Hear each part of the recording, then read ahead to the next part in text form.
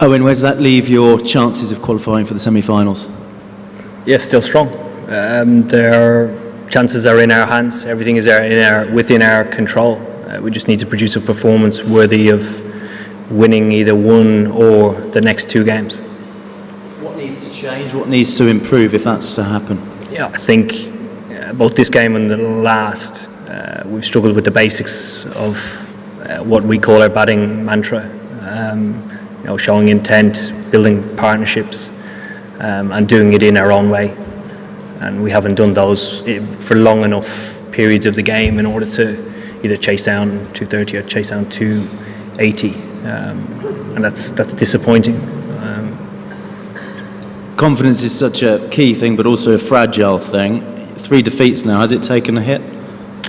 I think it'll take a little bit of a hit, but I certainly don't think it's knocked anybody in the change room. Normally when we lose games of cricket, like I mentioned yesterday, we go back to what we do well.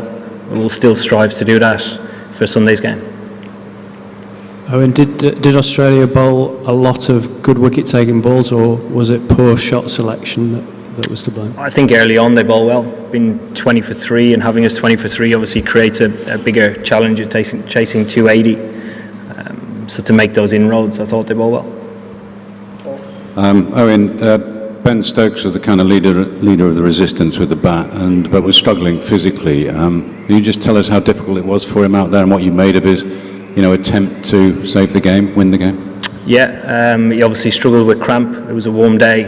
Ben contributes in all 3 facets of our game plan, and today was quite a big day for him. He's obviously in very, very good form, and it's partly disappointing that an innings like that almost goes to one side because we lost the game. Similar to Trent Bridge, where the 2 boys got hundreds. Similar to Ben's innings the other day. Yeah, go ahead. Yeah, Owen, Jason Behrendorff was in just before you and suggested that you guys might have bowled a bit too short with the new ball, and that's kind of what they took their cue from, to try and hit the stumps a bit more. Do you agree with that assessment? Of course he did.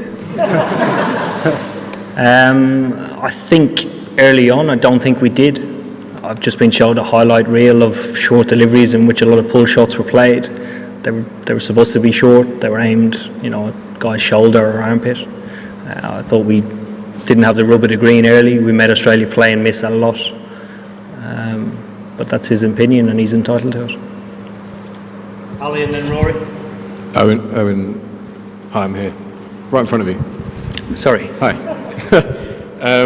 Sorry, it's another opinion, but Kevin Pearson took to Twitter and said that he thought that you looked scared of the ball and you were backing away from Mitchell Starc. Is that really? Excellent. But you didn't feel like that way? No, that didn't feel like that way at all. Thanks. Rory. Owen, how do you see your job as captain now? Obviously, the team's been together in camp for a long time. The results last 2 have been bad. Do you see that you've got a particular job now to lift everyone? Yeah, ideally, I'd like to lead from the front. I think the majority of captains have success with their team when they lead from the front. So contributions from myself in the next 2 games obviously might have an impact on the change room. So hopefully I can make a difference. You said you struggled with the basics of your batting mantra. Where have those basics gone? And is it too simplistic just to look at Jason Roy's absence as being quite crucial? Yeah, I think it is. I think our basics get challenged a lot more when we don't play on batter-friendly wickets, when you probably have to rotate the strike a lot more as opposed to find the boundary more often than not.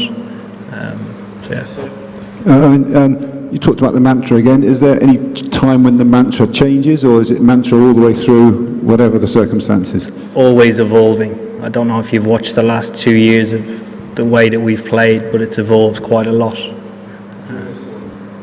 during this tournament. Yeah, absolutely. I thought the way that we played against Afghanistan in the first 15 overs, probably in 2015 and 16, would not have happened. Maybe parts of 17. We'll do Ian, Sam, and then we'll finish with George.